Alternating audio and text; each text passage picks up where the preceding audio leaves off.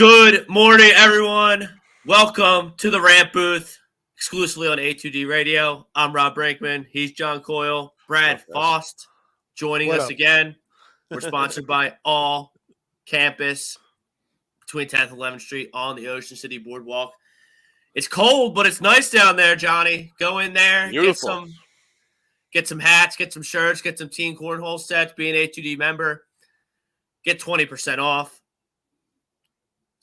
Become a gambling picks from the Money Pop podcast, introducing ATD memberships, $9.99 a month. You can get some amazing perks, including shout-outs, member shows, only appearances, and weekly picks from the Money Pop podcast. You also get 20% off at All Campus. Go in All Campus, hat in hand, play cornhole, up to an additional 40% off. A lot going on. A lot of football yesterday. Terrific games yesterday. Yeah. Bengals marching on. Packers going home. I was stunned by that. Yeah, that was crazy. That was. I didn't expect that one. If you would have told me the Niners and Jimmy Garoppolo were going to go into Lambeau and eliminate Aaron Rodgers and the Green Bay Packers without scoring an offensive touchdown, I would have said you were stone nuts. Yeah. Yep.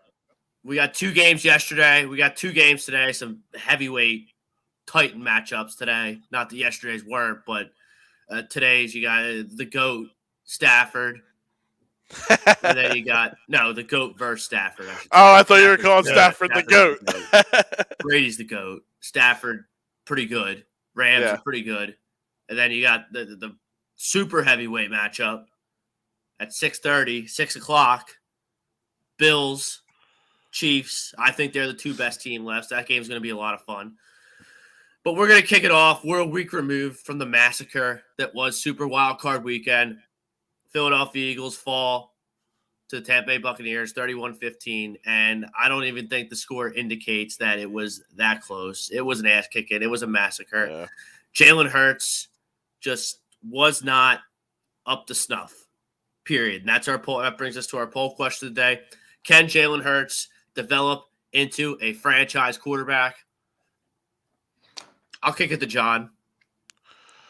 Yeah, I don't know if he's ever going to be your quote unquote franchise quarterback. I think people need to realize what a franchise quarterback is, first of all. All right. They don't just fall off trees. They are one every 7 years you get a true franchise quarterback. All right. There's probably only 6, 7, 8 of them in the league right now. I don't consider a Tom Brady a franchise quarterback. You can't be a franchise quarterback when you're 40-some years old. All right. You got your Joe Burrows. You have your Justin Herberts. You got your Patrick Mahomes. Right. Those are your elite guys. I don't think Jalen Hurts will ever be that. But can he be a winning Super Bowl quarterback is the question that we need to ask. I do agree to that, yes. Brad, what say you? First off, you just said Tom Brady's not a franchise quarterback. Correct. Are you okay? Are you he's good? He's the best to ever do it. Yeah, don't get me wrong. He's going to win. He'll win today. He's the best quarterback in the league at 44. He can play till he's 50. I'm not denying that. Franchise quarterback to me means I have him for 5 to 7 years. You're not getting Tom Brady that. It's interesting because I feel like everyone has their definition of what a franchise quarterback is. Right. Now, there's a difference between a franchise quarterback and an elite quarterback. Franchise quarterback means you just have your guy, meaning you're going into this offseason, meaning you're not shopping for a quarterback. But I think, John hit it on the head. That's my definition. Go ahead, Brad. Franchise quarterbacks don't grow on trees. I'm not even saying you need a franchise quarterback here in Philly. You need somebody that's going to be serviceable, that's not going to, 18 for 32, 2 touchdowns and run the ball. Jalen can't do that. So that's what the question is. I'm not even – he proved to us that he's not capable of, first of all, reading. It'll take time to read the defenses, and he got totally out-schemed and we got out-coached with the Tampa Bay Buccaneers. Flat out-coached. If you saw Kevin Ross, who's on the staff, he came off and he was ranting about how we tricked him and how we fooled him. completely fooled Jalen in terms of what they were doing in the secondary. That's the first thing. And then his mechanics, when he got pressured, he broke down. His footwork wasn't there. His arm mechanics weren't there. So, that being said, I don't think that he's the guy to moving forward, period. But can he develop into that, Brad? I hope he gets a better understanding on schemes and defenses, what they're doing in coverage. That'll take time. It does with all of the quarterbacks, the rookie quarterbacks and first year, second year players. That will come in time. But I still don't think the overall throwing the quarterback mechanics is not there. So, and I don't think you can. I don't think that over time that'll come. But what's a fair amount of time to give him? Because we gave him the 3-4 games a couple years ago. And then you got 16, 17, missed the Jets game, and you missed the Dallas game at the end. So you got 16 games this year. You got the little sample size when he was a true rookie. How much time is an adequate amount of time to judge if he's going to develop these skills and be the guy here? Well, remember what city we live in, Philly, which we have as much patience as It's unlike any other city out there in terms of the fan base and like we're doing here, talk radio and opinions of everybody. So how much time? I thought he would have it figured out by now, but yeah, I would say that too. I think we have seen what Jalen Hurts is. Do I think he can get better on arm talent? No. I think his arm talent is what it is. Do I think he can get better with timing? Yes. Keep in mind, this is the first time that he played with his number one wide receiver, who they didn't really have a full year because Smith came in a little bit banged up, in training camp and everything. So maybe going into this training camp, they could get that timing down. It looked like him and Goedert kind of had it down a little bit. They seem to be clicking a little bit. So maybe let's give them some time to get the timing right. And maybe that helps with the lack of arm strength for him to develop not into the franchise quarterback, but develop into a winning quarterback. Yeah, that's a good point. The timing, you see like the great quarterbacks, Brady, they throw into windows. The receivers are never open in the NFL. And you'll see Brady, come back to the receiver and kind of give that, where were you? He throws to a particular spot and the receiver's not there. And that's on the receiver. So it's not really so much timing. It's just understanding, the whole scheme, the different layers, the different levels that the defensive schemes are in the defensive backs, where the linebackers, where the weaknesses are, where the holes are in a game situation. And he's got to figure that out. But the thing that scares me the most is his throwing mechanics. Like, they weren't good. He was deplorable this past game against Tampa Bay. Not good at all. Deplorable. Great vocab word. Deplorable. I like deplorable. That. Yeah. Bryce Blackwell's in the house. Wonder what he thinks about all this. Jalen Hurts development into a franchise quarterback. Guys, the guy can't hack it. He's not good enough. Like, what's his ceiling, realistically? I'm going to use a game yesterday as my benchmark to everything, because I think the Niners and the Packers game, although a franchise quarterback, Jimmy Garoppolo, borderline franchise guy, even though they picked Trey Lance. The worst quarterback won that game, but it was 2 degrees and it was snowing, and I'm going to use that as an outlier. I'm going to go to this Bengals-Titans game as the basis for my argument. Is Jalen Hurts ever going to be as good as Ryan Tannehill? Good. That's a good question. I think that if you were going to compare him to someone who he could be, I think that's a good comparison. No, I don't think he's ever going to go above that. The answer is Jalen Hurts is not qualified to do Ryan Tannehill's laundry. Ryan Tannehill is Peyton Manning compared to Jalen Hurts. And the Tennessee Titans are going home because Ryan Tannehill isn't good enough either. The Titans had 10 sacks yesterday, an NFL record in the postseason. The Titans have a pretty good offensive line. The Titans have the best running back in the league, Derrick Henry. Deontay Foreman, he can pound the rock too. They have A.J. Brown and Julio Jones. And they're going home. They turned Joe Burrow over at one time. They were at home, one seed, home team. They are going home because Ryan Tannehill just isn't good enough. He's pretty good. You know, he can run around. He can do some things. He can throw on the move. He is Peyton Manning compared to Jalen Hurts. Are you telling me that if Jalen Hurts were on the Tennessee Titans, that the Tennessee Titans would be going to the AFC Championship game? No. Jalen Hurts were the quarterback of the Tennessee Titans yesterday. They would have gotten routed by the Cincinnati Bengals yesterday. Routed. And I got news for you. If Ryan Tannehill was the quarterback of the Philadelphia Eagles, I bet you the Eagles are playing this week because there were plays to be made last week in the passing game. A lot of plays, a lot of big plays. And Jalen Hurts either wasn't smart enough to deliver the ball, didn't see him, couldn't read the defense, or flat out wasn't good. I can't watch this guy stare at open receivers for 3 seconds and then deliver the football. The ball's got to be out. Yep, I agree. This guy doesn't have it. And I've been trying, and there's been glimpses with the Saints game with the running, and I thought he did some good things against the Denver Broncos in the passing game. And then I pleaded with him down the stretch, show me one game where you can do it both in one game. And he couldn't do it. And then you have NFL coaches and players laughing at the Philadelphia Eagles, laughing at Jalen Hurts at how inept he is.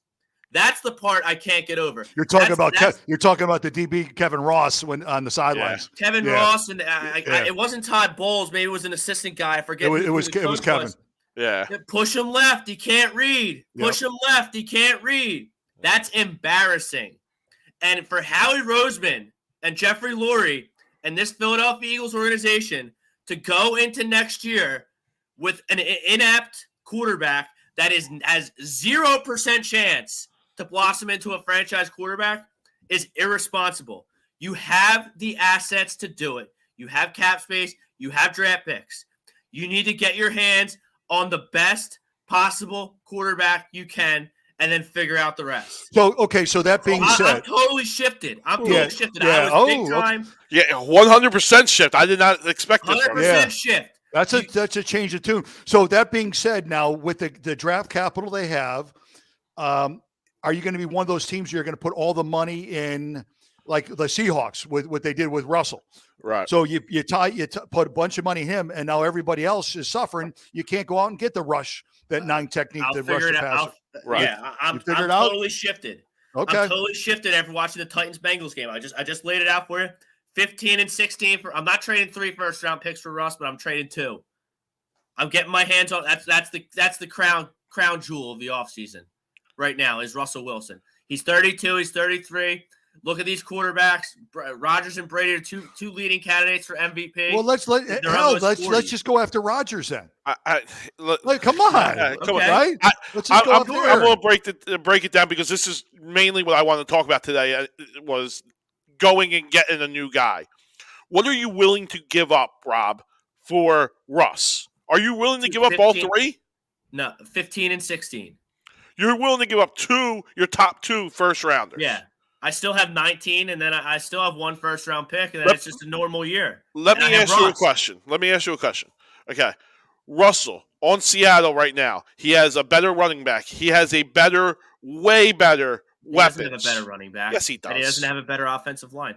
He doesn't have a better offensive line. I'll give you that. The line is there, but definitely better receiver, better tight end, and I would say better defense. And he's looked horrible. Seattle have better than Dallas Goedert. Okay, so tight end wise, he's okay, but you got Lockett and you got DK, which are head and shoulders above anything that we have anywhere, including Goddard. What's your point? I agree. He hasn't won there. He hasn't won there. He has a ring. Look, if he has a ring in his rookie year, but once they gave him that money, they had to deplete the rest of the roster. I mean, that's what's going to happen to us. We talk about it all the time, both here on the Rant Booth and tomorrow on the Sports Hounds. It's much easier to build a roster when you're not paying your quarterback, the $100 million thing. So that's why with the draft, I mean, I don't see any franchise quarterbacks coming out in the draft this year. Correct. So that being said, you have to package what we have and get maybe lightning in a bottle and get a Russell or get another serviceable quarterback. But I mean, I know Russ is great, there's no denying that. There's no denying that. That's why. But is he great enough to bring us a Super Bowl? Because if you make a move like that, winning the division doesn't mean crap. It's Super Bowl or nothing. Well, you know what? When you do that, but we're gonna go back to another narrative I've been pushing on this radio program. I trust Howie to fill out this roster and build a playoff. I disagree. Roster. I don't know. Why do you say that? I don't trust Howie at all. 4 out of 5 years in the playoffs with a championship. Only team with a better resume is the Chiefs. It's lucky that we play in a shitty conference. Right. Not my fault. You gotta take that. It's not our fault. But you got to take that into consideration. Are they switching conferences? Are they switching divisions? No, it's going to be the same shitty teams next year. I don't think Howie's done a good job. I disagree. I mean, they're in the playoffs every year. 14 playoff wins since 2000s. That's fifth in the league. But everybody's in the way the format sets up. I mean, between wild card and the conference, and so now we're just going to discount. We're going to discount playoff appearances and playoff wins. No, Howie's not the guy. I don't like him. By the way, Howie or no Howie, if you make that move, years in the playoffs with a championship without one of those years having a franchise quarterback. By the way, that's not true. We had an MVP our winning year in the playoffs. Okay, so he didn't play for 3 games. Yeah, but he was an MVP. Building. It speaks to how he's right. He was good enough, smart enough to have Nick Foles in the mix as his backup quarterback in case something happened. And without Nick Foles, you don't win the championship. Without Carson Wentz, you don't win the championship. I hear you. I'm not bashing Howie. I think he's done a serviceable job. I'm bashing. You just gave him an A 2 weeks ago. Right. Yeah. I think he's done a great job. I'm not bashing him. I'm literally going off of if you make that move, if Howie makes that move to get Russ, gives up 2 first rounders, okay? The playoffs don't matter. It's Super Bowl. Is this team a Super Bowl winning team? No, they have too many other parts. We have way too many holes. Too many holes. Quarterback like Russell Wilson, and I thought like you a couple weeks ago. But he hasn't done it in Seattle. He has a better cast around him, and he hasn't done it in Seattle. Look, he broke his finger this year. Okay. You're telling me if Russell Wilson doesn't break his finger that the Seattle Seahawks outlook isn't different? Did you see what he shredded the Arizona Cardinals in Week 18? Hear this. Russell Wilson on this team, is he beating Tom Brady? Is he beating the Chiefs? Is he beating the Bills? No. Well, I mean, there's other work that has to be done. I'm not disputing that. But like then how do you do it? How do you do it? Right. How do you do it? I still have 19, 51, 84, and cap space. All right. I don't know. I don't think you have cap space. You're going to lose cap space. You're going to lose a lot. Yeah. But, I mean, look, Howie's claim to fame is being a cap wizard. He'll clear the money. He'll find money. I get it. You're gone. You're gonna clear it by getting rid of Kelsey. You're gonna clear it by getting rid of Lane. You're gonna clear it by getting rid of Cox, and you're gonna open up holes. Lane's here. Cox is here. They're juiced in. Kelsey should be the center unless he decides to retire, and Brooks will probably be gone. Is Kelsey a Hall of Famer? Absolutely. First ballot. Absolutely. Yeah. We're talking about it the other day. I mean, you look at the other Hall of Fame centers, and he's got the resume to match up with those guys. He's been the best center in this league now for 8 years. There's not many players that can say that in the whole entire NFL history that they were the best player at their position for 8+ years. Yeah, he's had a nice career. Yeah. Bryce Blackwell and the House Hurts can get better at reading defense and timing, but arm talent and accuracy is still an issue. I think you know what my opinion is. You know what you know. You know what you have with Jalen Hurts. Yes. And he stinks. He can't throw he stinks, John. He stinks. I just love it. He stinks, but he got a stinky roster to the playoffs. Listen, I love when civilians call out professional athletes and say they stink. Right, like you can't say that. Like you're going to give him all the hate for that playoff game, Yes. and he deserves it. Okay? Fine, let's give him all the praise for getting to the playoffs. Where's that at? But you just killed me for saying, oh, Howie didn't do a good job. They're lucky they play in the stinky conference, stinky division. Yeah, They 0-7, Right. 0-7 versus winning teams. And So it's if you- your if you wanna words, go to not my battle next year, problem. Not if my you wanna problem. Look, God bless you. You like the kid that much that you want to go to battle with a quarterback who's clearly inept, clearly doesn't have the skills or the talent, and he's not going to develop the skills or the talent to be a franchise quarterback. You want to go to battle with that next year and just kick over tomato cans and get smoked by good teams? Yes. Well, the schedule is going to change. They were fortunate enough that the weakness of their schedule was definitely favorable for the Birds this year. But right. It's going to change. It's going to be harder next year. The schedule came out, so it's going to be a different look. If you kind of predict, I don't know. They have so much around them. They need to improve a lot of holes. Right. So for those who don't know, the Philadelphia Eagles will be playing the AFC South next year. That conference, that division stinks, by the way. Yeah. And no, Carson Wentz will not be coming to the link. We got to go there. We play the NFC North, which also stinks. And Aaron Rodgers, there ain't no way he's going back to Green Bay after last night. No shot. No. He'll be on Denver. He'll be on Carolina. He'll be on Pittsburgh. Wherever he goes, he would look good in Eagle Green, wouldn't he? He would look awesome. He would look real good in San Fran. He would look awesome. Yeah. He would look awesome in Eagles green. There's no way you can go to San Fran with them drafting the first, the quarterback in the first round. If he says I'm coming there for a year or two, maybe. I mean, he did it and behind Favre. Yeah, he did wait his time. And then what was I just saying about Rodgers coming to the Eagles? Yeah, no, before that. I think you were just going on like who we.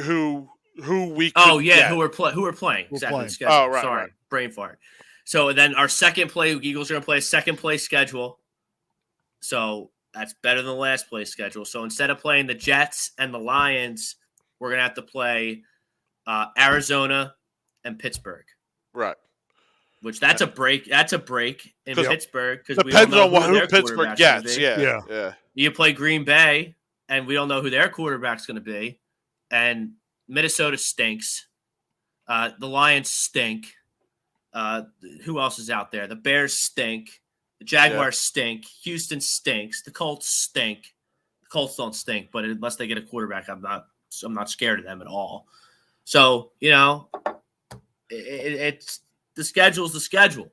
Yep. But if you're telling me that I got to go to battle with Jalen Hurts next year, and all I have to do is look at the schedule. Oh, this team's pretty good. We're going to lose. Okay, this team stinks. We're going to win. It's going to be that predictable. You got to get a guy. You got to get a guy in here that can read a defense and throw. You don't get 2-3 years to develop in the NFL. I hear you. Okay, let's go through who the get a guy could be. Okay. Okay. All right. I got a little list here, and I'm gonna read off 6 or 7 names to you. All right.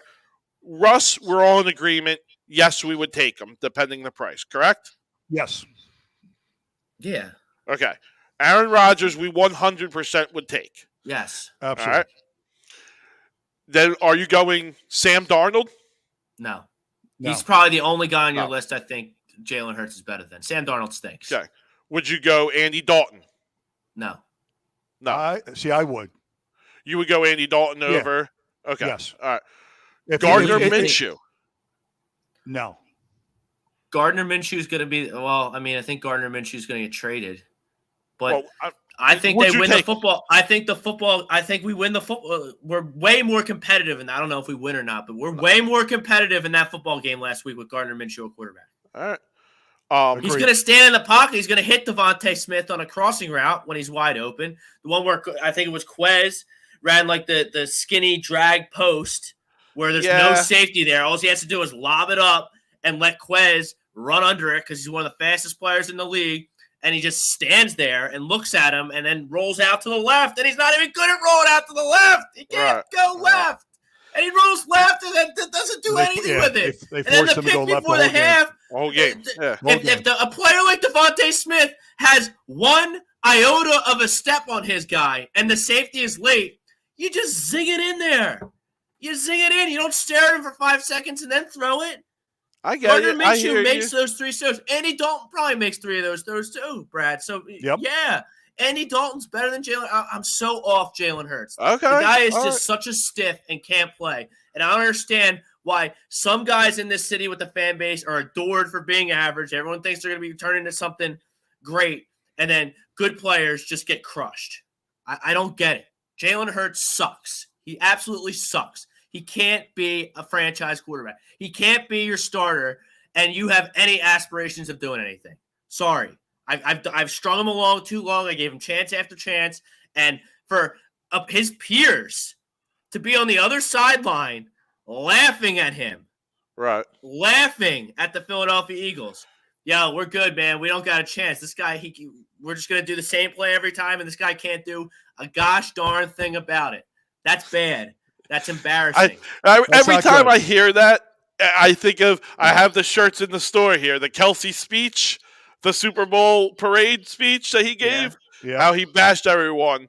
No one thought this. No one thought that. No one thought this. The underdog, right? And we win. And here we are saying it again. Everyone is down on Jalen. Everyone hates this. Everyone, I don't know. I just don't get it. Thank God he's a good kid and he's a good conducts himself in a professional manner. Can you imagine if he was a jerk off? I mean, they would be killing him. They'd be killing him. Yeah. I tell you what, I want to get back to your list, but I'd rather have a jerk off that can stand in the pocket and make 20 throws a game than have a polite, sweet Cub Scout like Jalen Hurts. Well, listen, most of your alpha male quarterbacks are jerk offs. They have That's true. They have to be. Yeah. So. I think a lot of these guys are jerk offs. Yeah, they are. I just don't. I'm lost with we love his work ethic. We love his attitude and all the intangibles that this kid brings and the leadership and everything.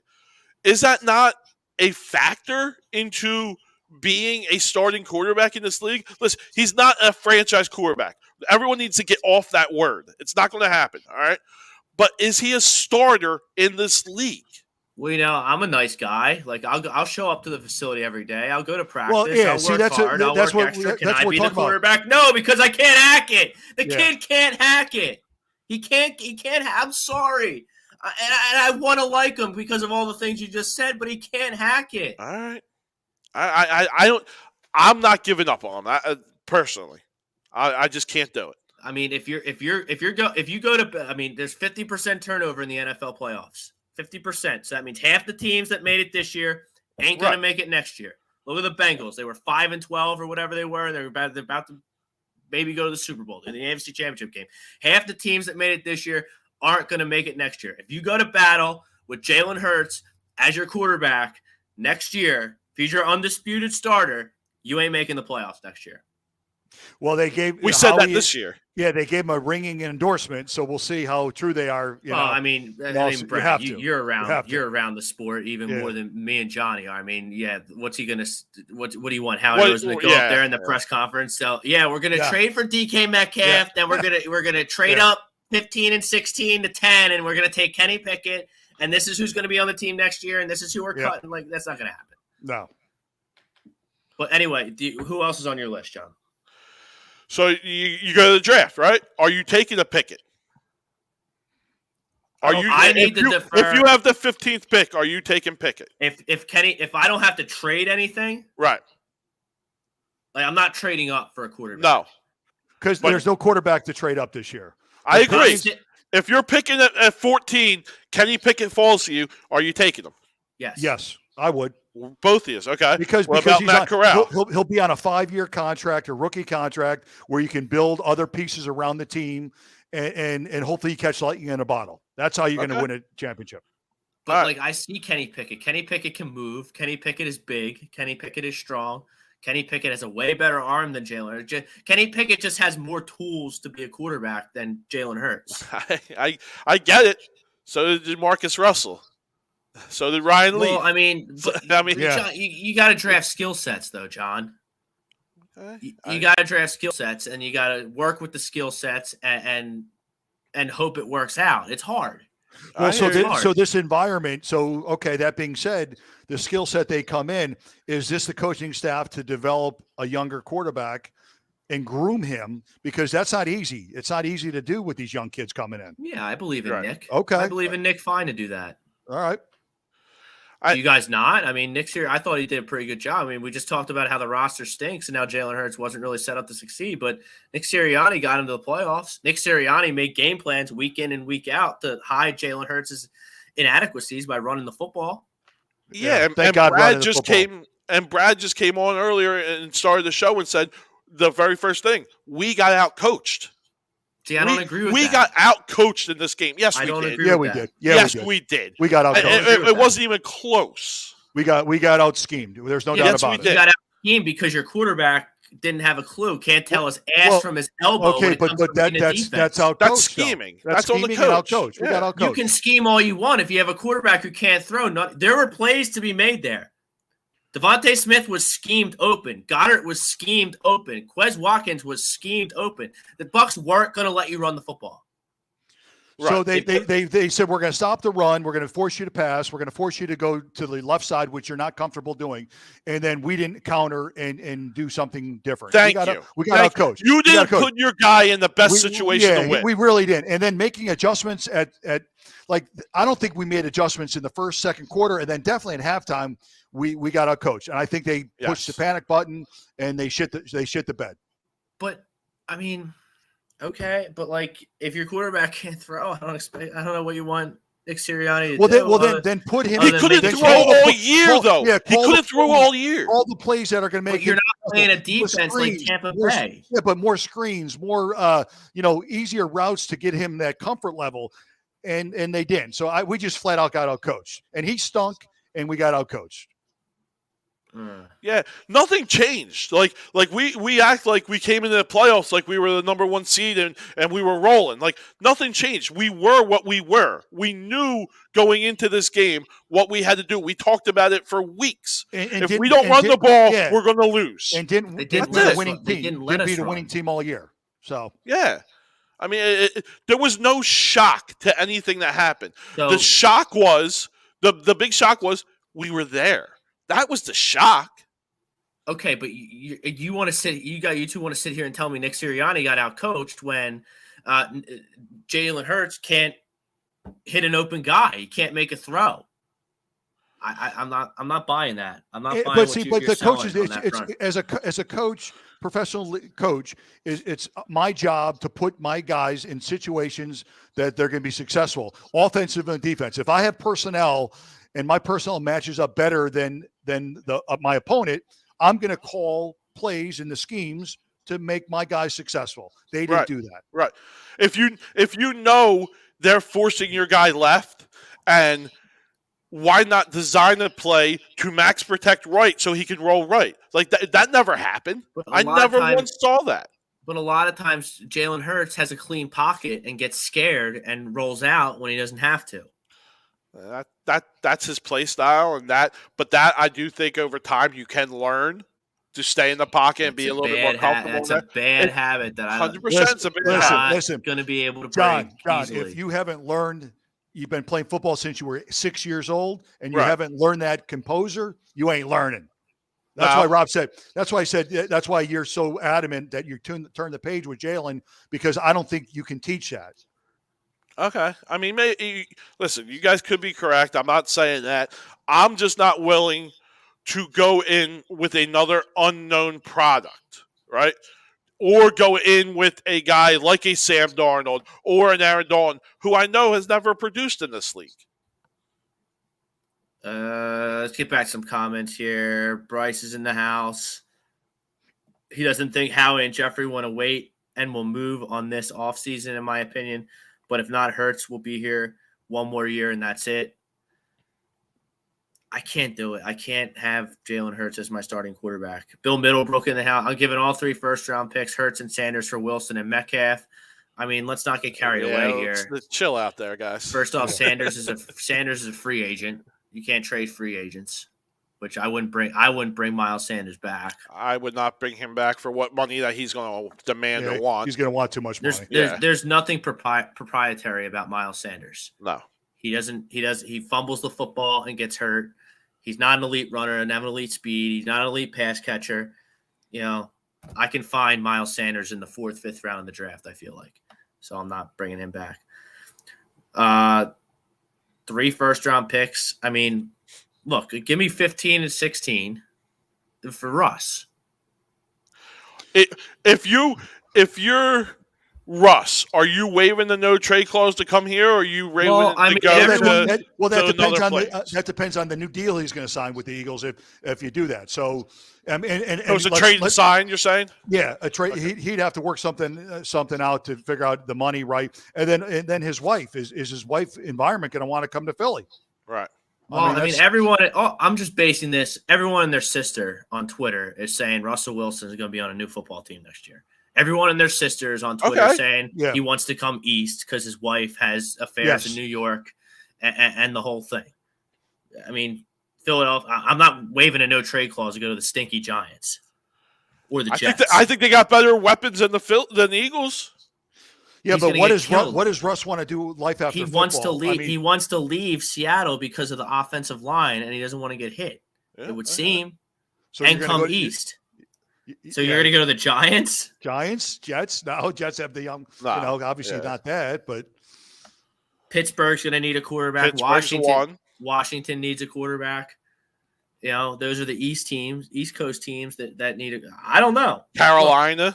If I'm the Seahawks, I'm sitting Russ down and saying, you're not happy here.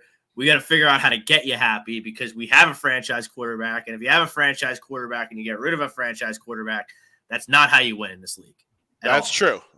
So the priority number 1 for the Seattle Seahawks is make Russ happy. Period. Let me ask you this. So how out of the 32 owners, the NFL is a cash cow. How many of the owners really, at the end of the day, really give a shit about winning? None. No, I don't think that's true. None. You want to know what they care about? Money. Is why do you want a franchise quarterback? Not because he's going to win. It's because he's going to sell a shit ton of product. Russell Wilson would be the highest selling jersey in the league if you're on the field. Every kid in South Philly. And who's that going to benefit? Exactly. That's not going to benefit Seattle. That's going to benefit us. It's going to benefit the Eagles. Going to win more freaking games, John. I don't think we're going to win that many more games. You're out of your mind. You're out of your mind. You're out of your mind if you think Russell Wilson doesn't make this team. You're not making this defense any better. You bring in Russ. You have other ways to do that. Okay. All right. Yeah, you're going to bring in another TJ Edwards? Yeah, he did good. So do you beat the Cowboys? You win the division? No. Are you better? Okay, how many more wins? They won 9 with Jalen Hurts, and we've talked for 38 minutes and 13 seconds about his inadequacies. You said it a million times. The schedule, the weakness. The weak schedule. You have no idea what the schedule is going to be next. You know the teams, but you don't know who's going to be good and who's not. The NFL, it's a crapshoot. Teams fall off cliffs left and right. You have no idea. Next year's schedule, we could get there, and it could be easier than this year's. You have no idea. You have no idea. How many games did the Eagles win this year with Russell Wilson as their quarterback? Assuming that Russ doesn't break his finger. Oh, okay. They don't make the playoffs? You don't think the Eagles make the playoffs? Oh, with Russ here? Here? Yes, I thought you were talking about him in Seattle playing the full season. They're the same team. But yeah, him here. That's probably why he's frustrated too, because they gave up all their draft picks for Jamal Adams, who would huge mistakes. Gave him all that money. They have no line. They have no running game. They play San Fran. They play L.A. They play Arizona. They're the bottom of the pack in that division. It's just That's what it is. A Russ or a Jalen is not going to change that. Russell Wilson's been in the league for 9 years. This is the first year he hasn't made the playoffs. So, guys, here's how many games do they win if they have Russell Wilson? The Eagles this year, if they have Russell Wilson as their quarterback, they win. 10, 2 extra, maybe one. Russ over Jalen Hurts only good for 1 win. One extra win? Maybe. All right. Guys, either if you look at all the teams, the question is, do you trust your GM and your scouting service? Do you build a team through the draft? And that's, you get your franchise quarterback because there's a 5-year deal and you don't have to pay him crazy money until he does, hit it big. Or do you go out and crapshoot and go get that star quarterback like we're talking about and then build around him and try to with your cap restraint? So what is the question? Do we trust that Jeffrey Lurie and Howie are going to grow this team organically through the draft because they have a lot of draft choices? Or are we going to go out and get Russ and bring him in? You tell me. Who do you feel more confident by building this team and getting to another Super Bowl? I trust Howie. Do you see to do what he does with 2 less first-round picks and getting Russ? I trust that Howie can fill holes in this team. I trust that Howie can maneuver to get us a little more cap space and work out a deal with Russ and build yet another playoff roster. All this team does is make the playoffs. That's all they do.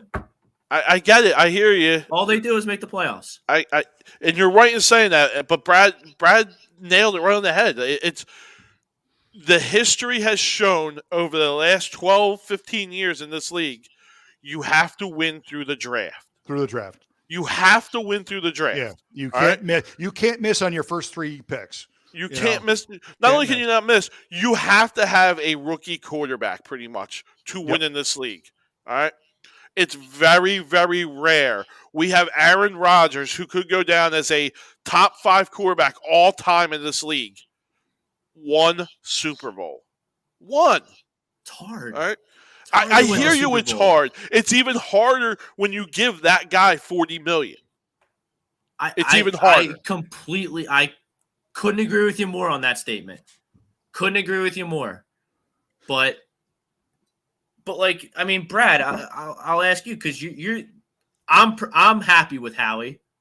I think he consistently does a good enough job to build this roster into a playoff. Yeah, he's got some black eyes when it comes to misses in the first round, but throughout the whole draft, but that's Howie finds the guys. Yeah, but you can't miss in the first round. You can't take that flyer. You just get because you like we said, it's a 5-year contract they're on. But I mean, Bill Belichick took N'Keal Harry in the first round. This guy stinks. Like every team misses. You can look at every 32 teams in the league, and you can look.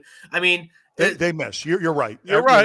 It's not only did the Eagles miss on DK Metcalf, half the league missed on DK Metcalf twice. Right. Yes. Right. Justin Jefferson went 24th in the draft. Right. So yeah, the Eagles took Rager, and that looks bad. But what about those other 23 teams that passed on Justin Jefferson? What round did Deebo Samuel get picked? You don't know. You just Second, the draft valuation is very difficult, and you don't. There's only a few guys that are can't miss prospects, and and they don't grow on trees. So you're absolutely right with the draft, but I think you have to focus more attention on the scouting and your regional scouts or your personnel, because that's how you truly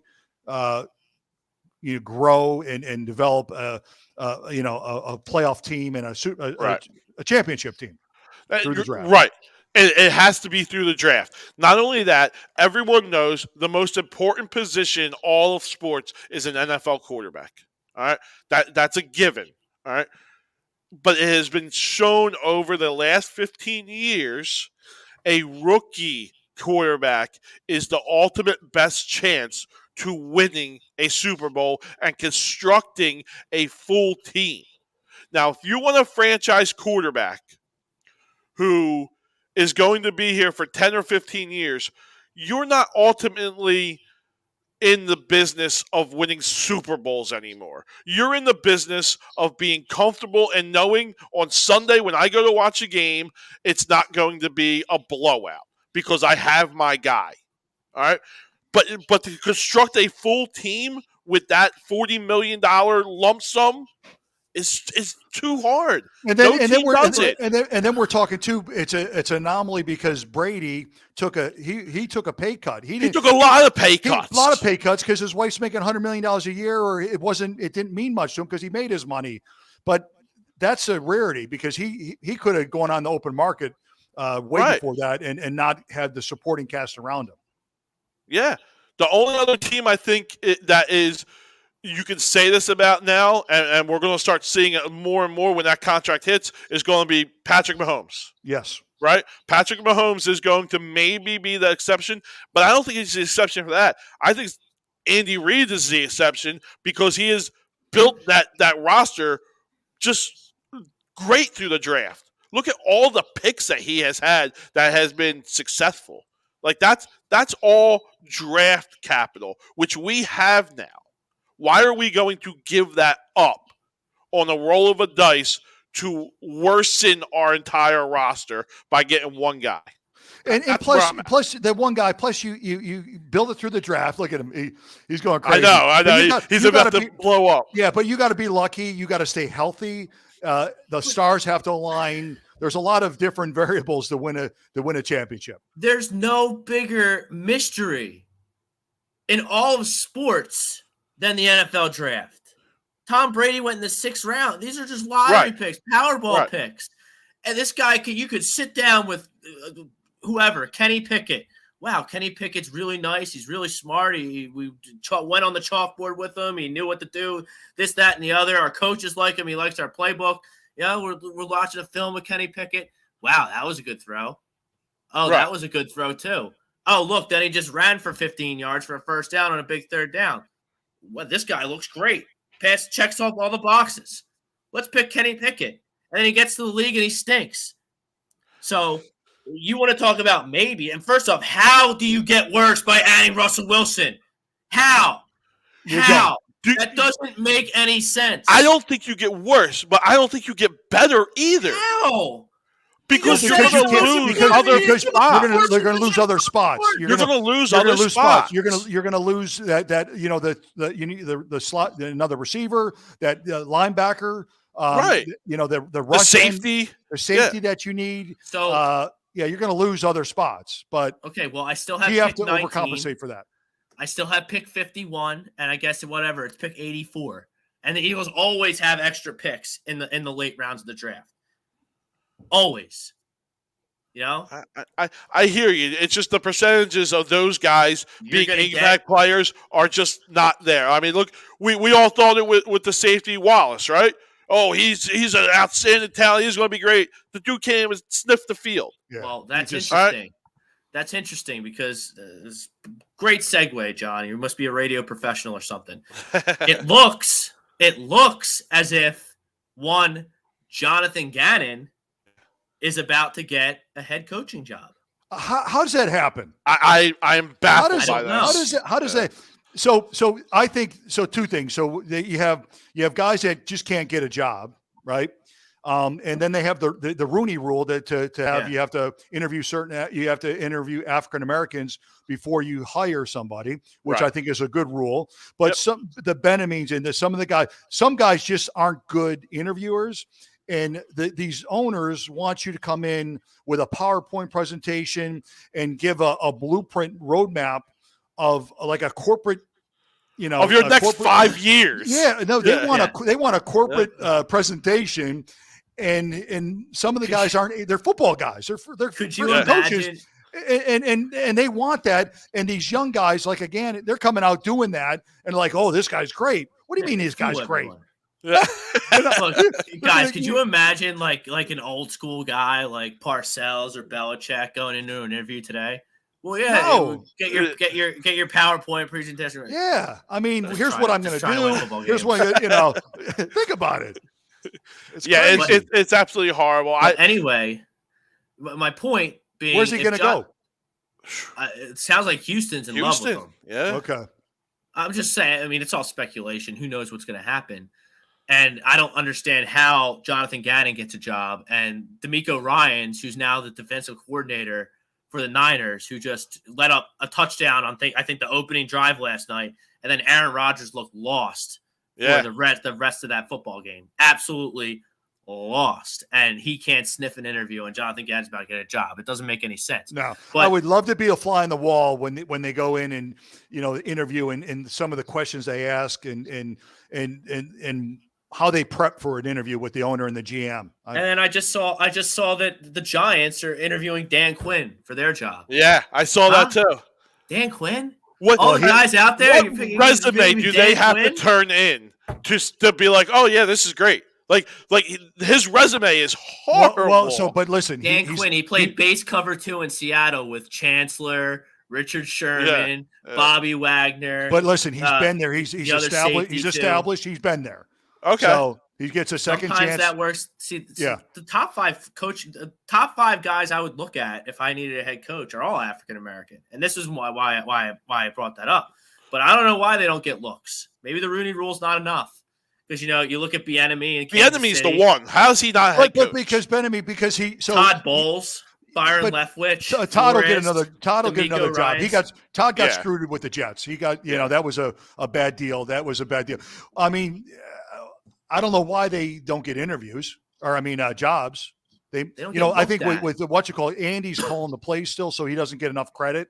At Kansas City. That's it. Yeah, because Andy's still calling the plays. So is he a coordinator or is he just kind of there?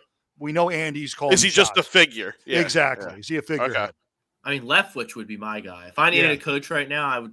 Leftwich is going to be a heck of a head coach. Because I think that he was pretty good before he got Brady. And now I think like some of that Brady like intelligence and experience is rubbed off on Leftwich. Yeah.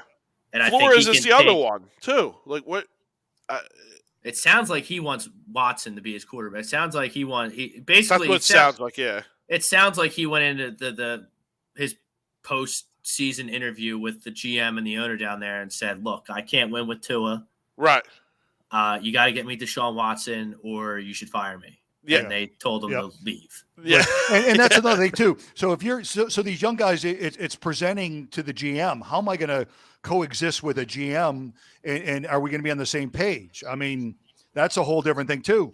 Right. That's another point. We'll get back to Jonathan because you just hit on something big. Because you played, you've been in locker rooms before. Like, it seems like now, like the head coach is like a bridge between the players and the GM and the owner. Sometimes the owner, like. Unless you're in Dallas,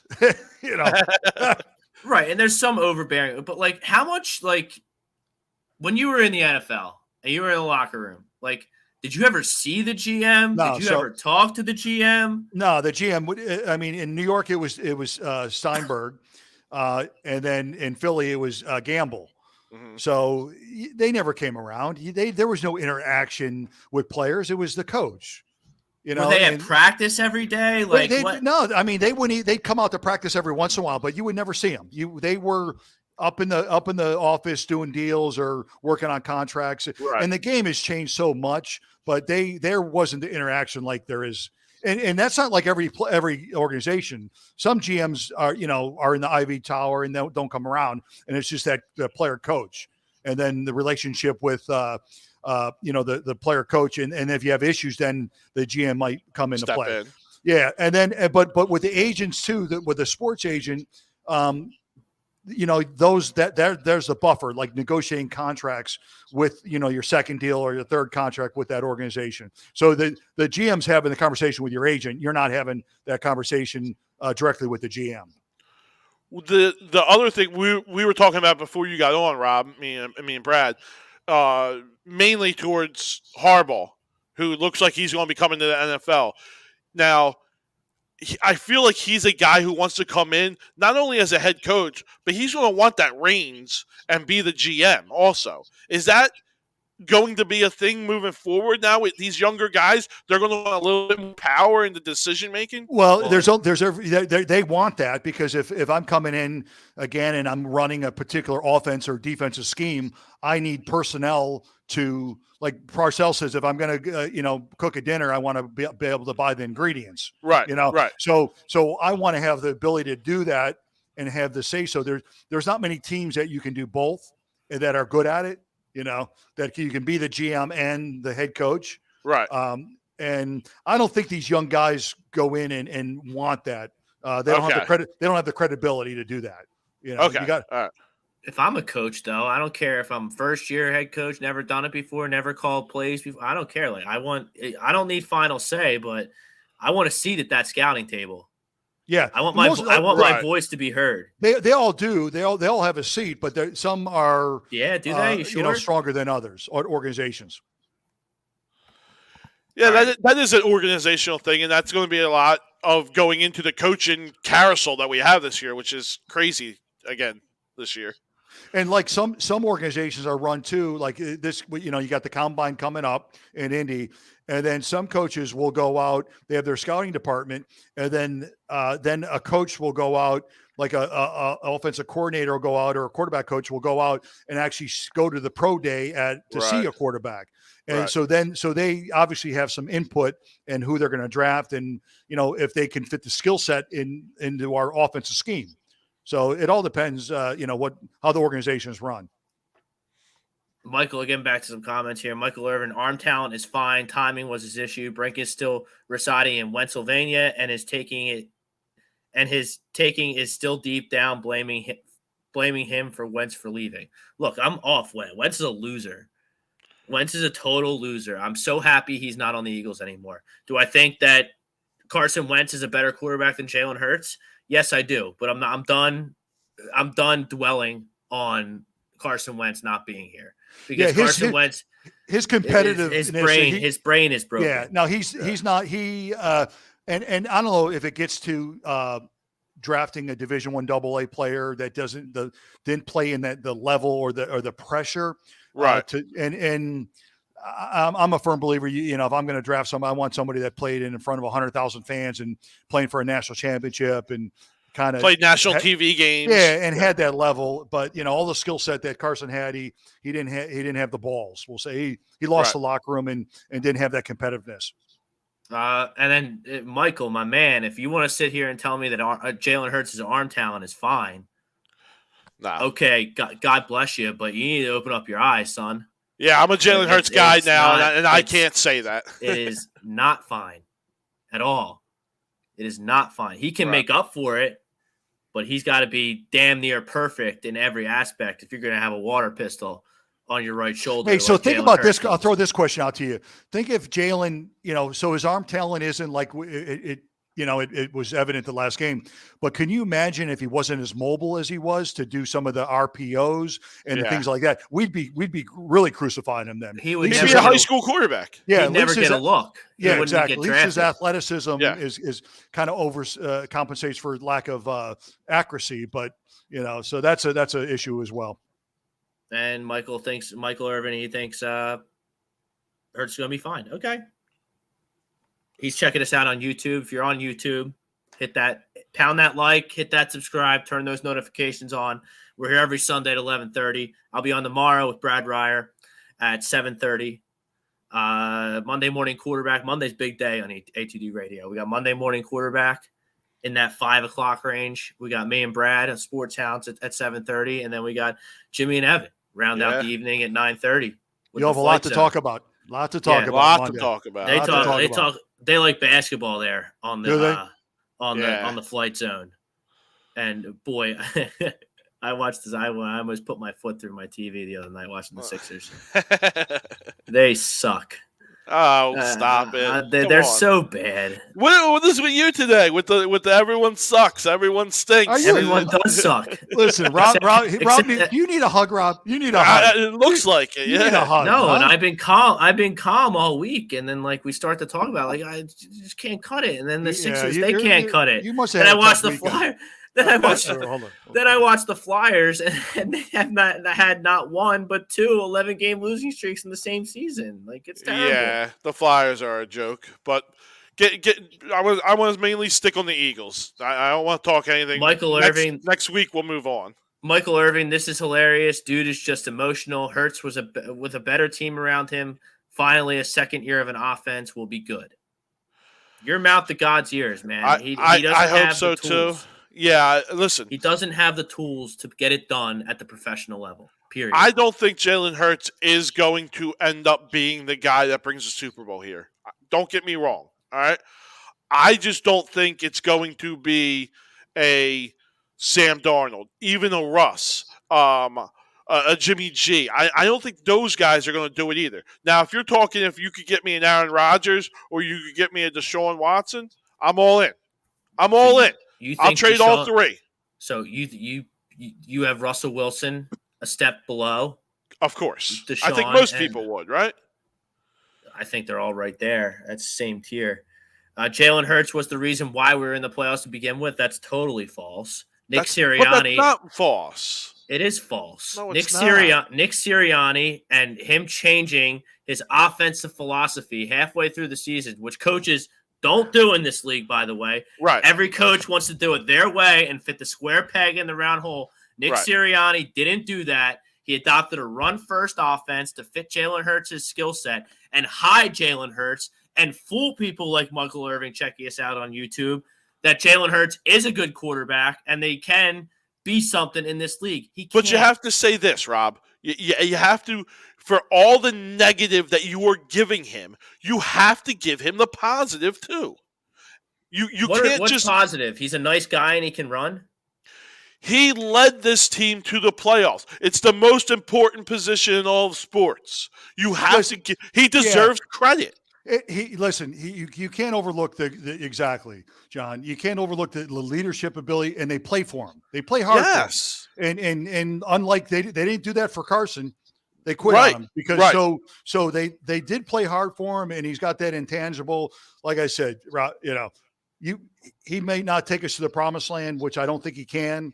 But you got to, if we're going to bash him, we got to say, hey, there is a few positive things with him. You just said it, Brad. He's not going to take you to the promised land. No, he's not. He's not going to. No, he's not. But stop fooling ourselves. Stop kicking the can down the road, and let's get a guy in here that can maybe. Well, that's the question. That's what we're doing here. But that's the whole basis of this show. There's 32 teams. There's 30 teams every year going, what do we got to do to get to the next level? And there's only 8 of them that are saying, okay, I'm okay with my guy. Yeah, right. I'm okay with my guy. Yeah, there's 25 other teams that would say, Aaron Rodgers available? Yeah, I'm going to go try to get him. Right? It's not just the Eagles. We're not the only team in this spot. Yeah, but like if you swing and miss on getting a guy in here, and Jalen Hurts is starting week 1, okay, he can run and he's a nice guy, and that's good enough for some people, not good enough for me. But you can't with the quarterback position, you can't swing and miss in the NFL. It sets your franchise back 5 years, 10 years, easy. But we don't have a guy. Okay. I hear you. You don't have a guy, right? But even the guys, and Aaron Rodgers is a guy, as you say. He's not winning the championship. That Lombardi Trophy ain't going there. We won the Super Bowl with Nick Foles. Nick Foles. Nick Foles is Joe Montana compared Stop to it. Stop it. Come on, man. Nick Foles can stand in the pocket and throw a simple slant. Gets cut from every team in the world. He got cut from a high school football team last year. He didn't get cut from our team, and he looked pretty damn good in the Super Bowl. Timing is everything, and you got to be luckier than. He had the luckiest run in the world. Better be lucky than good. What's that saying? Better be lucky and good than good. Yeah. Jalen Hurts will never, ever in a quadrillion years have a day passing like Nick Foles had in the Super Bowl. He's not capable of it. Right. And we said the same thing about Tim Tebow. And what'd he go for, like 360 or something in that playoff game and beat the Steelers? Like, stop it. It can happen. All right. We said never in the beginning of this year with Jalen Hurts. Never. We're never getting to the playoffs. We're going to win 4 games, 5 games. And look, where were we? Look, where were we then? We were right in the beginning when. No, we weren't. I was wrong. I was wrong. 100% wrong. Can't play. Then some stuff happened in the middle that was like there's peaks and valleys. Like, oh, maybe he's got it, and it's like, oh, no, he's not got it. Oh, he did that. Now he's got it. Well, that's the passionate Philadelphia. Yeah, and now it's every team. It's not just Philadelphia. The worst thing that happened though is because like, everybody in the beginning of the year wanted to fire, get rid of Howie, get rid of the coach, get rid of the Jalen. And then all of a sudden we turn it around and now it's different. So now it creates this uncertainty, which isn't good in any organization or any city. So now what do we do? And we're sitting around on a Saturday or talking about it Sunday. Yeah. So, yeah. And let's not kid ourselves, right? Like, you say Nick Sirianni changed the game plan and started going to a running game. Who was the number one option in that running game for us? Jalen Hurts. The dude ran for 750 plus yards this year? It's not like he wasn't a part of that. Right? Give him credit for that. So, John, my question to that is, in my opinion, though, John, you can, your quarterback is supposed to step up and make throws for you, not run. So was he listening to the radio, or did someone knock on his door and say, "Hey, listen, you better start running the ball a little more"? Or did the play? He had to have heard. I would think that's a little bit of both. Somebody come, because his philosophy completely changed. Yeah, and I don't know if it came from Kelsey goes, "Hey, coach, we got to start running the ball," there. or front office said, "Hey, we better start running." Someone came in there because philosophically it was a completely different offensive minded. And you know where you're going to get that answer, Brad? Next year, right? We're going to get that answer next year. Is that a cultural change that came down from the owner and the GM? Or was that Nick Sirianni saying, hey, the structure of my team, I need to change it because I can't do what I want to do. So going into next year, do we go back to Nick Sirianni being what he wants to be, throwing the ball 40 times? Or is that structural change going to stay hold in Philadelphia? Yeah, and we're going to be that powerhouse. I found team. one thing when he was on the radio. It was probably midway through the season, and he was talking about his self scouting that he would go through the game plan and kind of self scout himself. So I'm kind of curious to see if he really realized that and say, "Geez, we got to run the ball here." If it was brought on by himself, or like you said, someone. And the first answer to that question is going to be pick 15. When that pick 15 comes up, and do we go with a Jameson Williams, a wide receiver, or do we go with the Devin Lloyd, the linebacker?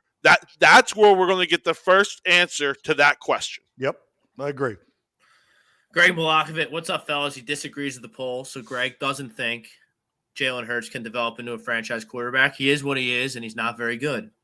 I think that I don't think anyone's denying that. I don't think anyone's denying that. But if he can't develop into a franchise quarterback, and he's not that good, how are you fine bringing him back? You have to do something. And the crown jewel for me is the video of the Tampa players and the Tampa coaches laughing at him. Yeah, that was interesting. Laughing at him. You're right. Listen, I'm not saying that you're wrong. Brad, am I right there? There's a respect and a brotherhood. Even though one team's they're trying to kill each other and one team has to win, one team has to lose. There's still a brotherhood there. Well, there's still respect. Very rarely do I see laughing. Yeah, so coming from Kevin Ross, who played in the league and a local talent here at Pennsville or Paulsboro, played at Temple. That exactly what you said, Rob. The brotherhood and the hey, we got him, and laughing about it is probably the most humiliating thing that I've seen in a long time. And that's John's quarterback week 1 next year. That's Michael Irving on YouTube's quarterback. That's my guy next year. That's your guy. He's not even respected by his peers, and you want him to be your friend. You want him to be your quarterback. He wasn't respected by us in the beginning of the year, and you got us to the playoffs. I don't know what else to say.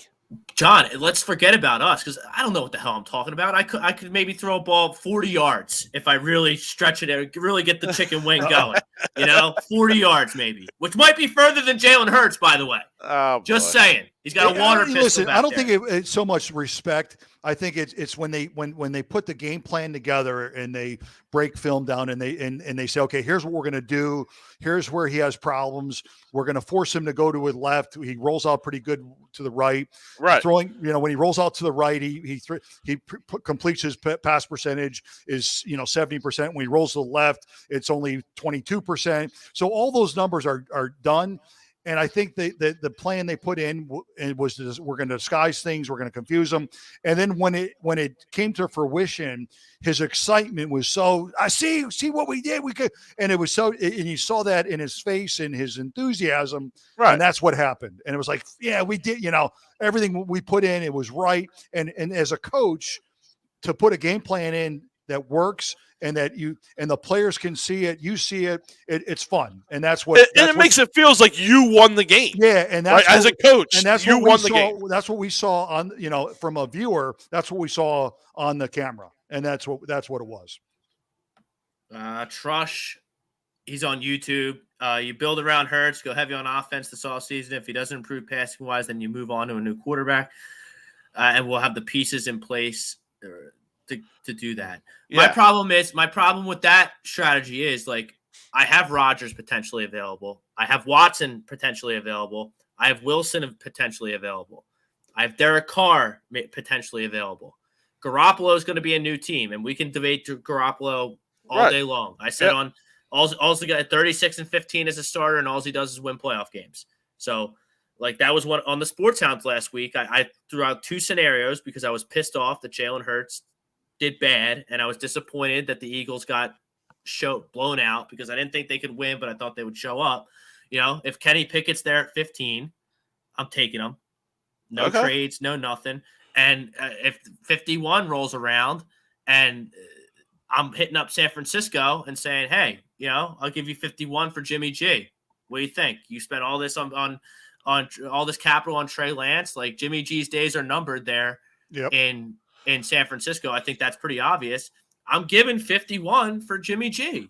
That's a significant upgrade over Jalen Hurts. I do that trade in a heartbeat. I would do that trade also. I'm not giving up a first for anything. I'm not giving up a first. And now, I'll give up the 51. And now I'm going to expand the exercise, and I'm saying, whatever, two of them, whatever two you want, 15, 19, 16, 19, whatever you want to do for Russell Wilson. I'm going to throw that. I'm going to throw that in the mix. Yeah, but John, because I don't do that because he's going to want too much money to redo his deal, and it's going to good players. I hate that argument, Brad, and I'm not. Yeah, but it's going to. I say it all the time. Good players NFL, make big money. Yeah, but in the NFL, it kills you. It kills you. It hand ties your team to building a roster, and that's what we have a problem with, right? But I mean, Patrick we have Mahomes. No secondary safeties. We have no linebackers. We have a depleted defensive line that's getting older. Like, we got to fill these holes. Yeah, but you can take 19, you can trade it back a couple times and still bring in, 12, 13. You could bring in bodies. You're right. You could bring in bodies, but they're not going to be quality. Yeah, but John, you're just as likely to find an All-Pro in the fourth round as you are the first round. Like, these guys get picked all over. True. You get picked all over the draft. That's not true. That's why the value of a first rounder is better, because the value of the talent is better. Well, the odds are better, but like Rob said, a diamond in a rough happens more often than you get these guys. It's hard to project. Right. So you played in the league, Brad, in New York and Philadelphia? Yep. So, like, you go to minicamp in the summer, right? And, everyone, the newspapers are buzzing. People like me and John are buzzing. Wow, we got John Coyle in the first round of the draft. He looks so good. He's from Alabama, this, that, and the other. Do you ever, look at that guy and be like, they picked him in the first round? It happens all the time. And then you look at this guy. You look at Rob Brinkman. He's from Northwest Louisiana State. He got picked in the 8th round, and we're practicing out there. And Rob Brinkman's better than John Coyle. It happens all the time, Rob. All the time. You see it all the time. The defense rests. Or you see a guy that is a free agent, comes in and is better than your 3rd, 4th round that you drafted, and he's a free agent. because he just wasn't. He didn't go to the combine, or he went to a smaller school. Didn't have the publicity and stuff like that. You see it all the time. Are we really like on the air right now on the show live? Are we really devaluing first round picks? Is that what we're talking here? I'm not devaluing first round. That's how they're extremely valuable. That's how you get Russell Wilson. Russell Wilson was a third round pick, first of all. But you have to trade first round picks for Russell Wilson. Yes, he was a third round pick. I understand that. Right. Which goes to my point more than it goes to anything you're saying, because Russell Wilson went to Wisconsin, Big Ten school, by the way, and slipped through the cracks because he was a little shorter and went in the third round. Right. Yeah. How do I know? How do I know that if I pick Carson Strong out of Nevada at pick 84, how do I know he's not Russell Wilson? You hope your talent evaluation. Yeah, knows see, that's that. the thing. So the first 2 rounds, the first round especially, every position has a parameter that they have to fall into, and that's why all the top guys go invited to the combine. At a quarterback, you got to be a certain, in the past, they say, okay, you got to be 6'2" to 6'5", right, or 6'6". You have to have the arm strength. You have to have the run to a certain speed. This position, cornerback, you have to have this size and this speed to fit in there. And then your film has to back you up. Then you have your resume, playing a certain level against caliber guys. The big problem is these smaller schools. They might have all the tangibles. They run fast. They look the part. Like I say, look like Tarzan, play like Jane, but they didn't play against the competition, so we don't know how they're going to react against professional players. Right. So, right. But why can't I trade 50? Like, why can't I? And then I have 19 still. If I do 15 and 16 for Russell Wilson, why can't I trade back? It's pretty simple to me. No matter, yes, there are diamonds in the rough, your percentage of hitting gets lower and lower the lower in the draft you get. Yes, it does. It's just numbers, right? Your percentage gets better the higher in the draft you go. But John, this organization, the Philadelphia Eagles, since 2000, time in and time out, finds the players necessary to make the playoffs. I hear you. There are so many other variables into that, but you're right. Look at all the players that made the Eagles terrific since 2000. We'll go since 2000 because it's 14 playoff wins since 2000. Fifth most in the league. Right.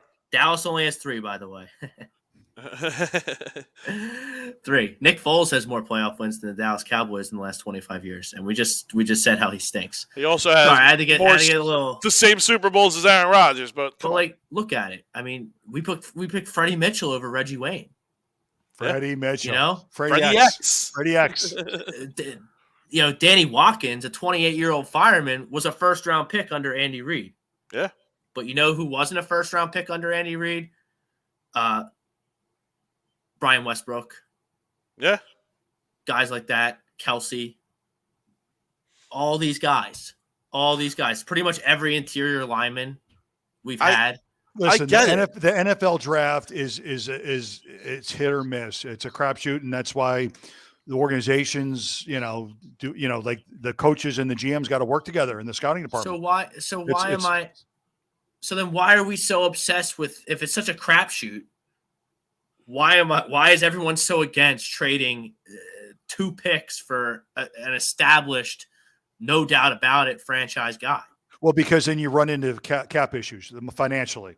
You run into cap issues, and you run into not being able to build out this roster, the rest of this team, to being a Super Bowl caliber team.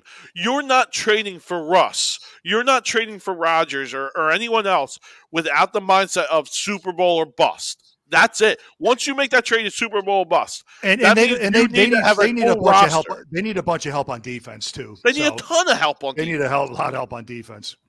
I mean, they gave up 17 pretty quick, and I understand that. And the offense started slow, but they forced 4 3-and-outs after that. They had 5 sacks in the football game last week. I hear you, but you're also you're losing a safety. Is Nelson coming back? And if he is coming back, he's a year older, so you're going to be down another corner. We know Maddox can't play on the outside, so he has to be our slot. You have no linebackers, none. All right, you got another year on Fletch. Are you bringing Graham back? Is he really going to be the other wing? Because you're going to lose Barnett. Like, you have so many holes. You have other ways. If you don't have 15 and 16 and you grab Russ, there's other picks.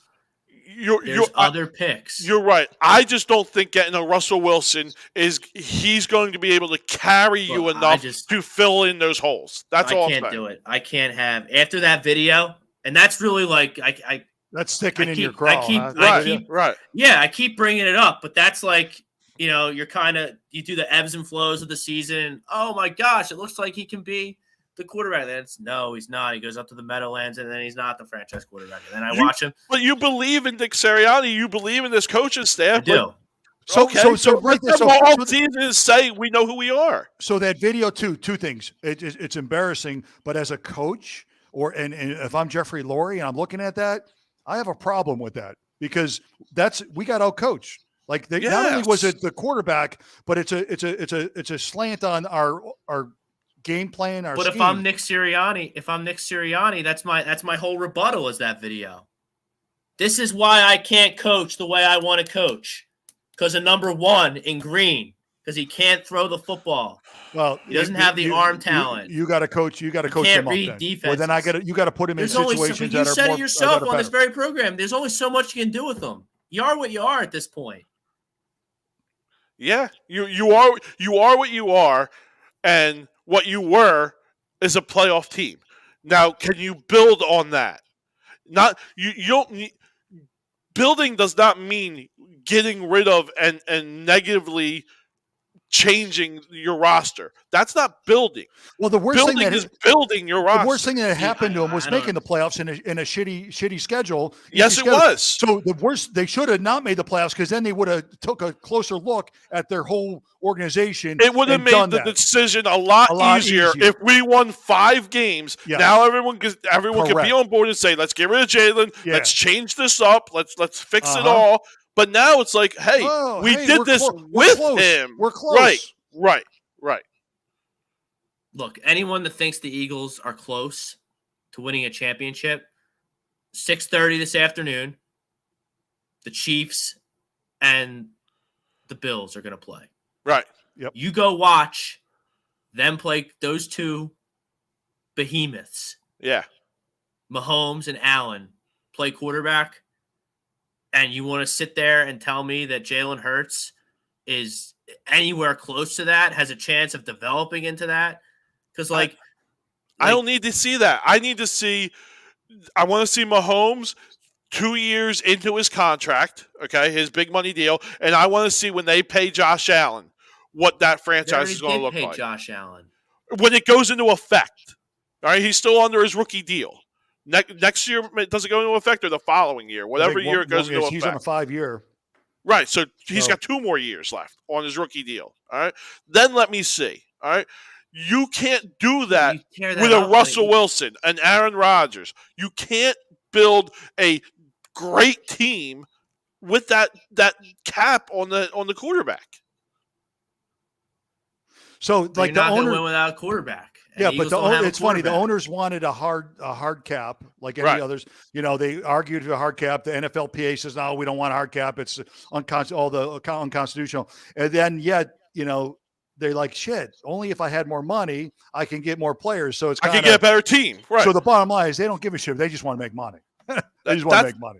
And I said that to you earlier. Yeah. No owner cares about winning. They don't care about winning. No, they care about their bottom line. Make more money. Sean Guzzi, he's checking us out. Yeah, a lot of YouTube action today. Appreciate it, everyone out there. Well, the East Division has always had a new winner every year. So I am thinking Eagles actually will be better. That guy in the bottom is overly delusional expectations of Hurts. Really? Hey, there it is. Speak really? To him, boys. I have unreasonable expectations of Hurts. Are you the bottom guy? Yeah, he's the bottom guy. All right. I'm the bottom guy. So my expectations of Jalen Hurts are unreasonable because I want him to complete a 3-step drop and throw a simple slant route. which he showed in the wild card game, he cannot do. Listen, that's unreasonable. He got confused. They confused him with his coverage and where they were coming from. So we need to take everything into That's a problem, account, Brad. That's a big problem. Listen, I guarantee you, he learned from it. The coaches learned from it, and it probably won't happen again. Knowing Jalen. We don't need Jalen Hurts to throw for 300 yards. I said it a million times. All I need is 60% from him. When he goes 60%, it gives us a tremendous chance to win any game against any team. Percentage. That's not even a good percentage by today's standards. 60%. But it's not horrible. It's a winning percentage. It's a winning percentage. You're not going to lose. You want our quarterback not to lose the game for you. Correct. That's it. But that's exactly what he did in the wild card game. He did. You're 100% correct. You're correct. But the coaching staff did it. Let's listen. First game for the coaching staff. First game for him. First game for a lot of these guys. Like, do we not have any sympathy to that? Do we not get you have to lose in the playoffs before you win usually? Look, I'm not mad at the loss. You sound pretty mad. I'm mad they got boat raced, and I'm mad that my quarterback just couldn't make elementary decisions and make basic reads to be able to take what the Tampa Bay defense was giving him and maybe loosen it up a little bit. You can run the ball a little bit. The whole game's different. If the drag route to DeVonta Smith was wide open, he missed him. The deep ball to Quez on the post, where all he had to do was lob it up there and let Quez run under the ball, and the pick before half. If you make one of those plays, and Dallas Goedert had yet another egregious drop that would put him at the 10-yard line. If you make one of those plays, two of those plays, changes the whole game. It changed, wow, we thought Jalen couldn't. The Tampa Bay is not making stupid videos on the sideline saying how they have Jalen Hurts all figured out. But what's to change the game? Do we lose by 10 instead of losing by 20? I don't understand. We were losing this game. We all predicted it. We all said it. But we were losing this game. I don't know. If it's 17-14 at halftime, how's that second half go? You don't know? I guess. I mean, there was a lot of mistakes. We could have kicked some field goals and made it a better game. There was just a lot that I think went into a coaching staff and the players and a roster playing in their first big moment. The moment just looked way too big for the whole entire franchise. No, the moment looked too big for the quarterback because he's not good enough. Well, so I think you hit the nail on the head. The moment was too big for the coaching staff, the new coaching staff, Jalen. So you compile all these factors, and you see the outcome. They kicked their ass. Right. So, right. Unless you get that generational quarterback, you win it with a team like QB on a rookie deal. That's from Dynasty 215 on YouTube. I tend to. What generational quarterback is winning on a second contract? Besides Brady, who takes cuts. Takes pay cuts, yeah. Please tell me one. No. Well, I mean, Tom Brady didn't take a pay cut in Tampa Bay. He's getting his bread there. And he's not getting for what he should be. But he also came into a built roster. He came into a built roster. Aaron Rodgers comes into Philly. It's not a built roster. I mean, how is it not a somewhat built roster when you made the playoffs? What is built? Is our defense good? No. So is our outside wide receivers good? Do you have a true number one receiver? No. DeVonta Smith pretty good. He could be, but he's not a true one. Is he a one? No, I don't. Yes, I mean, DeVonta Smith is a number one receiver. So to be a one, you got to be a top 32 receiver in the league. No. Am I evaluating that right? No. I don't think so. I think what's you got Godwin, and you got Evans. They're both number ones, but they're on the same team. So you don't think DeVonta Smith's a top 32 receiver in the league? No, I don't. Okay, okay. Couldn't disagree more, but okay. If he is, he's on the bottom of that. He's 25 to 32. He's not a top 25. But I mean, he's a rookie. And here we go. We say the same thing about Jalen Hurts, and you bury him. Jalen Hurts is not a rookie. He had 4 more games more than Smith. I've seen. I'm going to use my eyes and my intelligence. I've watched DeVonta Smith play football. Yes. I've watched DeVonta Smith run routes. I've watched DeVonta Smith make unbelievable toe tapping, toe drag catches for touchdowns. Just look. I think the potential's there, 100%. I think he can be a number one. I do not think he is a number one. Well, and then in fact, who's throwing him the ball? I mean, and there's the other factor, okay. right? Yeah. Is Michael Thomas really a number one without Drew Brees? We don't know that yet. DeVonta Smith will have 100 catches next year if Russell Wilson is a quarterback. 100 catches. 100 catches. I think that's a very bold statement. I'm a bold guy, John. You are a bold guy. You are that. All right, Bob Brinkman, by the time you see the guy open, it's too late. The DBs are too fast in the pros. Correct. That's correct. Probably the best comment of the day right there. That's correct. Because he's standing there. Oh, wow, DeVonta Smith's wide open. Let me wind it up. Like they say, the quarterbacks. And then all of a sudden, the boom, receivers are never open. You throw them open. Correct. And that's what Nick Foles was good at. But can Jalen Hurts do that? Can Jalen Hurts learn that step? I think he can. See, I think he would. I don't think you can learn that. There's certain things you can't. As Brad said it earlier, there's certain things you can't learn at the NFL level. At some point, you are what you are. I agree. I just think this kid has the mental makeup, the work ethic to actually learn that technique, because that's a technique. I don't think he can learn skills anymore, right? You're not going to build your arm strength. He's not going to be able to throw the ball 80 yards. He's not going to be able to throw the ball 20 miles an hour. But like Rob said, are his skills good enough at this point to be a starting quarterback and take you to the promised land? But like you look at Pickett in the draft, and it's just an example, right? You look at him, arm, can move, all big, strong. That's a skill set I can work with. Correct. And roll the dice with in hopes that I teach him and learn, the defenses and how to read things and how to throw the ball in open spots. Yeah. Jalen Hurts is short. His football IQ is not where it needs to be, and he doesn't have a good enough. We said it before, though. That's why these guys like a Ryan Leaf, a Jamarcus Russell, and all these other quarterbacks get drafted. They get drafted off of that. That doesn't mean that that's the guy. That doesn't mean that that's the guy. I understand. Kenny Pickett could have all the tools and have a big bust. Brad said you see it all the time. You see it all the time. Yeah. Right. Michael Irving, the Steelers developed Big Ben via the run game. Brinkman is clueless. That is a perfect example. Yeah, when Big Ben was a rookie, Big Ben is 6'4", has a rocket for an arm. Like he did. Move. It was big. Yeah. Big Ben is a top 10 quarterback of all time. Like, what are we talking about here? Big Ben was the 10th pick in the draft or whatever. But he had to learn a lot of that. He came from a small school too, Miami of Ohio. He was a MAC school. Yep. Right. But he's big, he's strong, he's fast, and has I wouldn't say he's fast. Rocket arm. Yeah, he's not fast. He's not fast. He had a big time arm, and he was big, and was Big able Ben to take. Could move, and he moved side to side. He wasn't a he was never a 4,000-yard guy his first 5 years in this league. Like he was never that.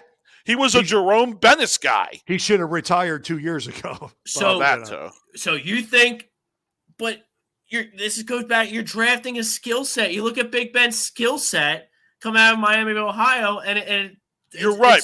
You're right. But there's two skill sets, right?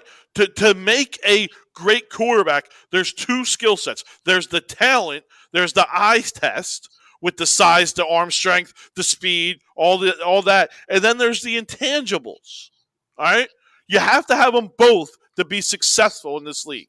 Yes. And guys, and the big miss with quarterbacks is they pass the eye test, but they don't have the acronym like the book smart to. They don't have the brains, and they're not good leaders. Right. And so it's basically three things, and they do all the interviews they can. They interview the high school coach, their college coach, their girlfriend, and they try to map this down to, because you can't miss because they're usually a first round draft choice. But how many busts have we had over the years? I mean, it's crazy with quarterbacks. But Jalen Hurts doesn't have the brain, and he doesn't have the skill set. That's not true. He does have the brain. He just doesn't have. To me, he doesn't have the timing. Defenses. That's his peers talking, not me. That's his peers talking. I hear you, and I don't know if he doesn't read the defenses as much as he doesn't understand the windows to throw into. Right. Well, I think there's a difference. So I don't know. So I don't know if it's in like the smartness. I mean, you have to be pretty bright as to be a quarterback because of the checks you have to. They check out. They call 2 plays in the huddle, and then they check out. They kill, and that's the second play they call in the huddle because of the defense they're in. So you have to be pretty intelligent to know the NFL playbook. So is that knowing the playbook or reading the defenses scheme-wise, recognizing that within 3 seconds? I don't know. Is that intelligence or is that experience? I don't know. You tell me. Right. We said it last week. Football IQ. We said it last week. The best quarterbacks are the ones 10 seconds before the snap read the defense and know everything. They're the best quarterbacks, all right? No matter the arm talent. Listen, when Brady came out, everyone said he didn't have the arm talent. He didn't have the size. He didn't have the speed. Everyone hated him. But what did he do have? He had the knowledge. Yeah. He had the work ethic. He had all the intangible stuff that made him great. I think Jalen Hurts has all that. I think he can build up the timing, the window throwing. I think he can build that up. I don't think that's a far fetch for us to say that that's a possibility. Explain to me how you got Bill Middlebrook. Explain to me how you guys say they couldn't run against them. First 3 quarters, Gainwell 0 carries, Scott 0 carries, and Sanders for a total of 9 carries in the game. Because when you call 2 plays in the huddle, Bill, Jalen Hurts gets to the line. Wow, there's 8 guys in the box. Let me kill it. Get a pass in there. Try and make a play so we can loosen them up. And it never happened. And you're also down 14 points in the first 6 minutes of the game. That changes your play call. Yeah, it changes everything. It shouldn't, but it did. It does. It does. Yeah. Eagles going. We're a little bit over here, but that's all right. There's not a game on until 3. Eagles going to stay with Hurts. Use him until he gets injured or his contract ends. Or you find a quarterback in the draft that you like. Isn't Miles Sanders? His contract's up, right? I think it is. I think he's. Yeah, I think he was only a 4-year, right? So I think he's done, right? Or is this his 4th year? This might be his option year. Well, you don't get an option on second-round guys. Yes. So it's 4 years. Round, so it's 4 years. Okay. So then, we have him for 1 more year, I believe. Metcalf might want out of Seattle as well. But that's going to be a decision for them. But can you imagine him coming here, a prima donna, and not getting the ball thrown to him? He'll be a problem in the locker room. Yeah, but you want to know why he's a problem in the locker room, Brad? Because you have a quarterback who can't throw the football. But you know why he would leave Seattle? Is because they're not going to have the money to pay him. Because they pay that big nut to that guy. If they lose Russ, I guarantee you who gets that money? DK. And DK will stay. So the problem too, you got to look at it like, am I going to live there all year round? Does my wife like it? What, the kids? Do I live in Jersey? Do I live in PA? I got city wage tax in Philadelphia. I got state tax. Life after football. What am I going to do? I mean, there's a lot of factors that go into these guys trying to recruit and bring guys to Philly. The Phillies aren't up to date. It's an older stadium compared to some of these newer stadiums. There's a lot of factors coming here. So you've been through the contract negotiation stuff, Brad. What's the ultimate decision maker? Is it money or is it happiness of where you're at? Well, it depends how much money you made prior to that, and how good you are. I mean, you want to make as much money as you can because your career is so short. So it's money. You want to make as much money as you can, and then signing bonus because the contracts aren't guaranteed like the other sports. So you want to get as much money up front and get the first 2 years of your contract guaranteed because they get rid of you. you know, you get hurt or you're not playing well. See ya. And that money's gone. It's money. Okay. All right, we got about 5 minutes left. We're gonna go to 1:15 here. Monster. You want to give our predictions through this next day? Awesome. First off, yesterday's games were awesome. I had to listen to most of the Bengals Titans game on the radio because I was driving the truck around. Sounded like a great game, and it goes back to my point. Like if Ryan Tannehill's not good enough to get the 1 seed to at least the AFC title game, win a playoff game in a game where everything went right for them, I just don't see how I can believe in Jalen Hurts to develop into a Ryan Tannehill, let alone a Patrick Mahomes or Josh Allen. So, that's where I'm at with that. So the Bengals, they're moving on, and we talked about the Bengals last week. They're going to win next week. I love the Bengals. I'm calling it right now. That's destiny. The NFL loves this because it's Cincinnati Bengals. It's the Brown family. They're not, it's someone new, and everyone's pulling for them too. Because you know what's going to happen. The Chiefs and the Bills are going to slug it out, and they're going to tucker each other out, and then the Bengals are just going to lay in the weeds and go right to the Super Bowl. Yeah. That's how I think it's going to play out. Joe Burrows, baby. And then you have the Niners. They somehow beat Aaron Rodgers without an offensive touchdown. They block a punt with 5 minutes left. It's crazy. One of the most clutch special teams plays maybe I've ever seen. From what I understood of that too, that wasn't a punt block. Like they weren't trying to block. That was just one guy making a play. The guy Willis, number 94, just took his blocker and threw him out of the way. He wasn't even trying, and he went and he blocked the punt. And they get a touchdown. And that's how important. It's a 1/3 of the game. I mean, because I always had to play special teams as a linebacker, and they emphasize the special team coach. It's 1/3 of the game. It changed the tempo. It does. And here you see it. It changed the whole outcome of the game.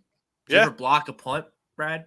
No. Field my goal, freshman anything year, like that. My freshman year, I did at Iowa. Yeah, and then then they took me off special teams once you starting. But, once you start playing, Right. I'm like, I'm not playing special teams. Come on. Right, yeah. I'm above that now. So now you got today, 3:00. You got the Rams and the Bucks. I have no feel for either of these games. I'm gonna love watching this game. I'm gonna tell you that. Yeah. Listen, I think the Bucks win. The Bucks win. I'm reluctantly with you. Yeah, I agree. One team has the GOAT, the other team has Stafford. Yep. I'll take the GOAT. Okay. Yeah. Bucks win. Do you have a score? Do you have like a little take it to the next level kind of prediction for the game? Okay, Bucks 34-17. Whoa, big one. Okay. 34-17. So points. I'm gonna say 31-27. Oh, okay. Tighter. Yeah. I think there's points in this game. I'm going to go we'll go straight shootout. 41-38 Bucks. Whoa. Every possession's a touchdown. The over's good. The over's good in the game. Yeah, over's good. And then, nightcap, 6:00. 6:00 or 6:30, whatever. 6:30. Yeah, 6:30. I'm sure they'll delay it until the other game's over. Right. I like the under. I like under 55 in this game. A nice contrarian underplay. I like the under here. Well, what's the weather looking like out there? It's supposed to be bad, right? No, cold. Cold. That's what I mean. Yeah. But no snow. Extracurricular nonsense going on. Okay, so the cold weather doesn't affect them. I mean, the fields are heated, so you don't have to worry about that. Okay. So everyone's got gloves. They got the gloves. So I mean, I'm not betting against Josh Allen right now. Okay. I'm picking the Buffalo. I'm picking Buffalo 24-21. That is a low game. Okay. I'm going with Andy and Patrick, 28-17, Kansas City. Yeah. That's an under too. Yeah. I'm actually going to go with what I think is the new GOAT, Patrick Mahomes. And I'm going to go 34-24. Oh, okay. 34-24. Well, it should be a great. It should be 2 slam dunk games. I mean, yesterday the games were good, but there wasn't a lot of points. And Cincinnati, Tennessee, good teams, but not the marquee matchups that we're getting today. You want to know why they're marquee matchups? Star quarterbacks. Quarterbacks. Okay. Quarterbacks. How many rookie deals? Gentlemen, thank you. We'll see you next week. Yep, sounds good, bro. All right, guys, thank you to Ralphie for producing the show. Thank you to everyone who tuned in on YouTube, Facebook, and various social medias. Thank you to Brad for joining us these past couple weeks. I'm sure we'll be seeing more of Brad in the near future. Hit that like, hit that subscribe, turn those notifications on. Don't miss a thing here on A2D Radio. Enjoy the games today. Until next week,